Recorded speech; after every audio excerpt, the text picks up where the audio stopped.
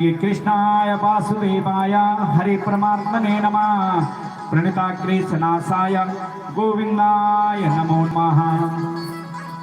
इस मंत्र का जप आप करेंगे, आप देखेंगे कि आपका दुख दूर हो गया, आपका कष्ट दूर हो गया। इस प्रकार से भगवान सुखदेव जी महाराज राजा परीक्षित को यह ज्ञान उपदेश देने के पश्चात और सुखदेव जी महाराज अपने धाम को चले जाते हैं। एक दिव्य विमान आता है सुखताल नाम के तीर्थ में, और सुखदेव जी महाराज उस विमान में बैठ करके और अपने धाम को चले जाते हैं। बोलिए सुखदेव जी महाराज की।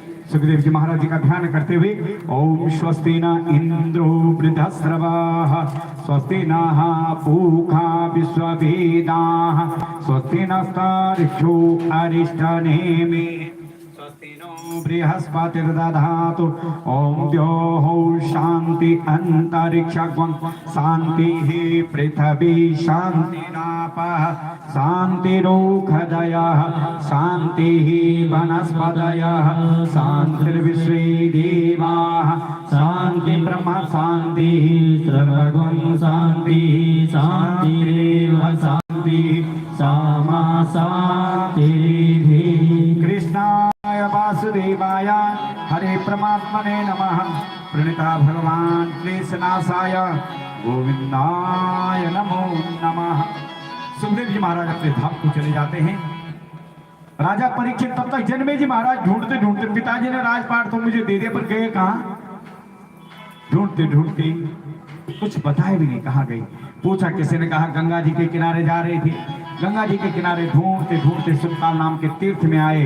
अपने पिता को देखा, लेकर के घर गए। घर में एक सुंदर कमरा बना दिया पिताजी के लिए, जहां एक चींटी भी प्रवेश न कर सके बिना आज्ञा के। तक्षक आ रहा है आज 7वें दिन, और 7वें दिन जब तक्षक आ रहा तो इधर एक अंगिरा गोत्र के ब्राह्मण को बुलाया।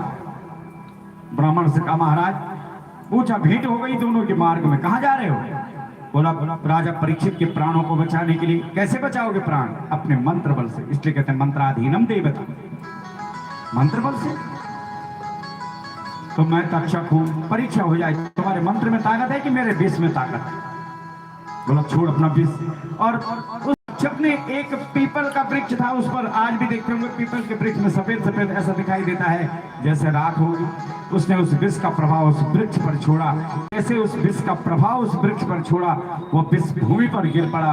वह वृक्ष, ब्राह्मण ने अपने मंत्र बल का प्रयोग किया, जल का सिंचन किया और वह वृक्ष हरा भरा हो।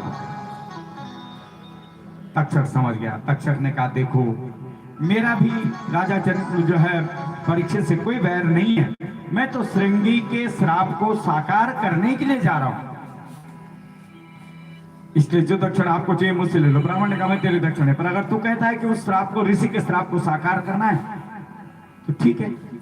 उसी समय तक्षक ने उसी ब्राह्मण का वेश धारण किया, हाथों में पुष्प लेकर के, और दरवाजे पर पहुंचा तो कहा, महाराज परीक्षित जी को मिलने के लिए ब्राह्मण आए। जन्मे जी महाराज का ब्राह्मण तो मैंने बुलाया ही था, और कहा जाओ कक्ष में। और उस ब्राह्मण के वेश में वह तक्षक जो है कक्ष में प्रवेश करता है। लेकिन परीक्षित जी महाराज जी को तो परम धाम की प्राप्ति हो गई। उसने तो अपना मन भगवान के चरणों में लगा रखा है, कोई वह नहीं।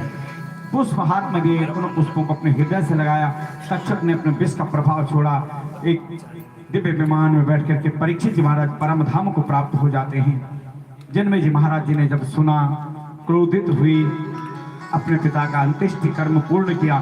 उसके बाद तब उन्होंने सर्प यज्ञ किया।